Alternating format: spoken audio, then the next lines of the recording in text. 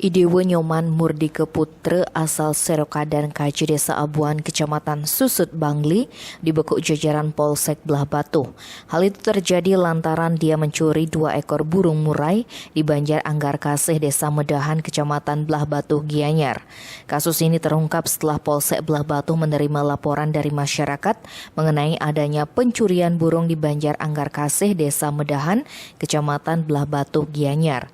Korban I Gusti Agung Bagus Adnyana melapor lantaran 2 kali berturut-turut kehilangan burung peliharaannya dan mengalami kerugian mencapai 15 juta rupiah. Kapolsek Belah Batu AKP Yoga Widiatmoko mengatakan setelah melakukan penyelidikan pihaknya mengantongi identitas pelaku bernama Idewe Nyoman Murdika Putra. Pelaku bekerja sebagai pembuat batu sanggah di Jalan Bypass Ide Bagus Mantre.